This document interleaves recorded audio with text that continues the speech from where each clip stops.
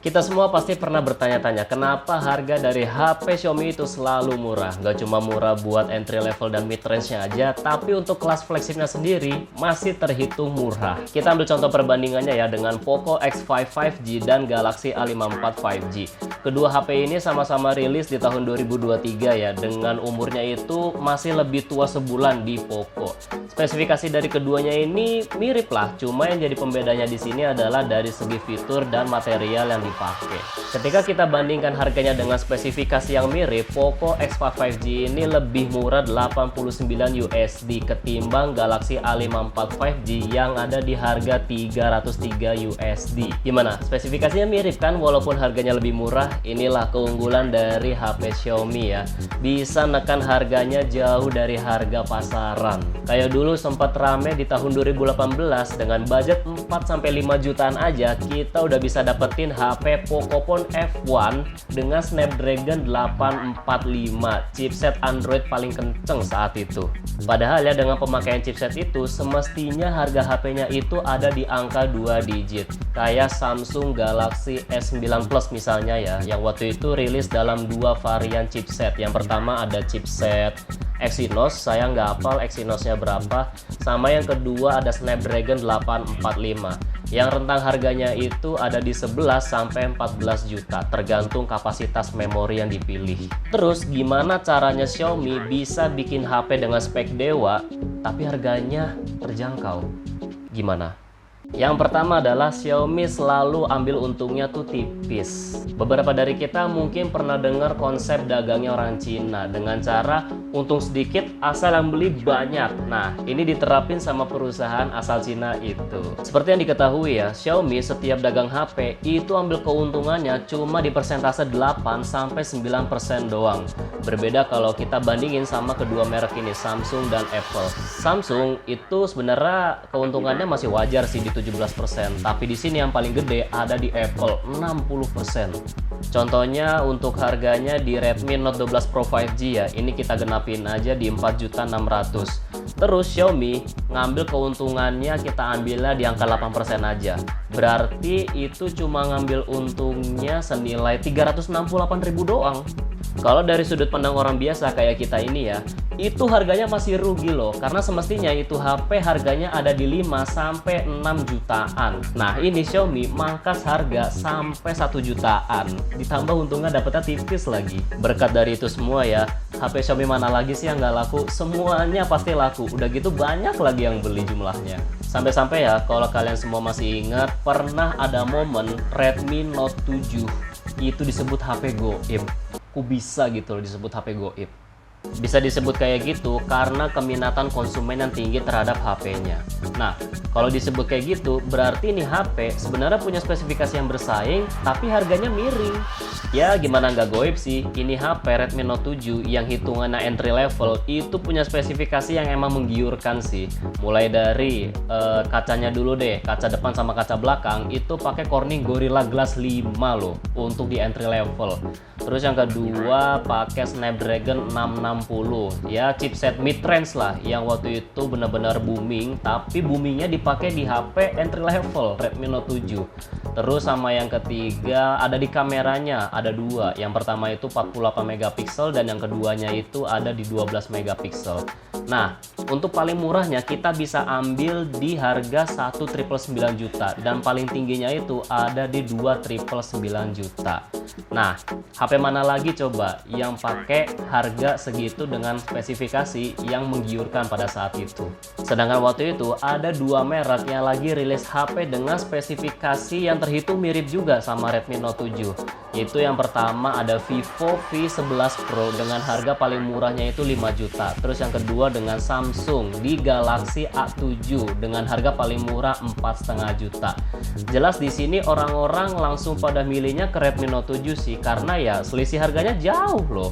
Belum lagi kalau Xiaomi itu selalu melakukan flash sale di internet, baik di situsnya sendiri ataupun di e-commerce. Dan flash sale sendiri nggak cuma sekali, biasanya ada 1 atau 2 minggu sekali. Tapi itu cuma berlaku di e-commerce doang ya, kalau di situsnya sih nggak, cuma sekali doang. Walaupun diskonnya rata-rata di angka 100-200 ribu doang, tapi berdampak laku dengan jumlah yang signifikan loh. Bahkan ya kadang-kadang masih ditambahin kupon cashback lagi.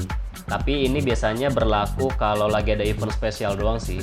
Kurang apa lagi coba paket combo dari Xiaomi, dan saya rasa gelar porsi warteg ini cocok buat merek itu dikarenakan harganya murah tapi dapatnya tumpah-tumpah. Terus ya dengan harga yang udah kena diskon itu jadinya juga nimbulin efek psikologis bagi orang yang lagi lihat HP itu buat check out barangnya. Serasa kena efek genjutsu lah ibaratnya ya. Xiaomi cerdas lah dalam pemanfaatan flash sale, tapi metode ini sebenarnya nggak cuma dia doang yang make, merek HP lain juga demikian kayak Oppo, Vivo, sama Realme. Kecuali Samsung sama iPhone ya. Karena dari sejauh yang saya lihat, kedua merek ini nggak pernah melakukan flash sale terhadap produk HP mereka. Kalau udah cerdas dalam flash sale, pasti juga harus cerdas dalam iklanin produknya sebagai bentuk promosi. Beriklan itu kan perlu anggaran dan jumlahnya nggak sedikit. Nah, sebisa mungkin anggaran untuk satu seri HP itu jangan sampai habis dalam jumlah yang banyak ya. Soalnya menurut saya, anggaran itu sekaligus juga buat subsidi flash sale. Karena hitungannya di sini Xiaomi udah rela mangkas harga sampai 2 kali. Pertama itu dari harga pasar dan yang kedua dari harga flash sale itu sendiri. Nah, supaya bisa mengirit anggaran, Xiaomi beriklannya menggunakan media sosial. Bikin akun medsos itu gratis, baik di Instagram, TikTok, Facebook, atau Twitter. Mau bikin sampai ratusan pun tetap gratis. Otomatis dengan gratisnya sebuah tempat itu, Xiaomi bisa memanfaatkan akun media sosialnya buat beriklan di tempat itu tanpa mengeluarkan uang sepeser pun. Tetap keluar sih, kan buat bayar desainer iklan ya. Ya walaupun bayar tapi nggak sampai 2 kali lipat. Ini udah menghemat anggaran Xiaomi lah, jadinya bisa dipakai lagi buat beli material produksi untuk HP berikutnya. Kalau kita beriklan dengan biaya itu engagementnya emang tinggi ketimbang media sosial dikarenakan ruang lingkupnya itu lebih luas, bisa ada di website sampai ada di YouTube. Sedangkan sosmed itu cuma di situ-situ aja ruang lingkupnya dan lebih ngandelin netizen di platform itu kayak misalkan Instagram ya. Nah, salah satu tempat buat bikin iklan dengan engagement kayak gitu bisa di Google Ads. Di layanan ini kita bisa setel iklan yang sesuai dengan keperluan kita. Contohnya kita kampanye atau promosi produk buat naikin penjualan kita. Habis itu kita pilih jenis iklan promosi yang kita inginkan. Yang sering dipakai itu iklannya berformat video sama display.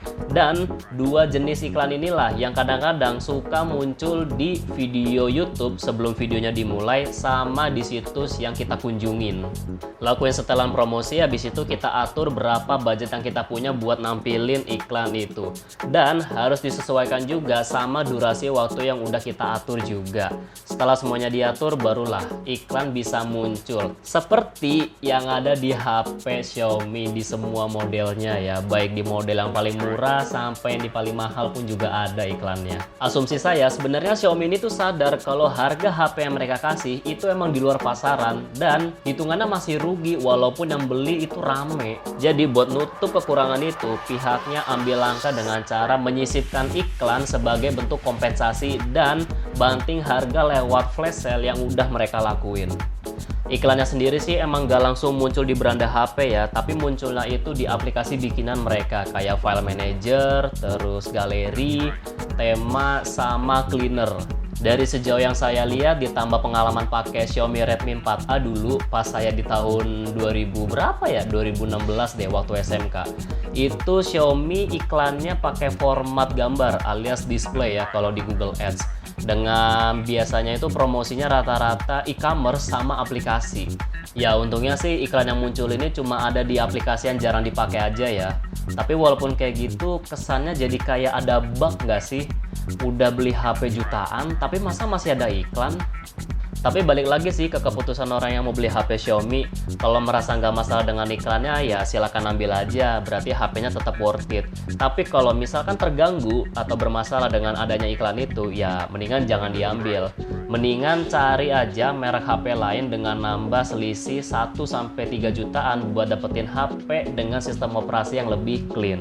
Ya itu aja sih ya alasan kenapa harga HP Xiaomi itu selalu murah walaupun speknya dewa. Terima kasih buat kalian semua yang udah nonton dan kita akan ketemu lagi di video selanjutnya. Tony Gunawan signing out, peace and have a nice day.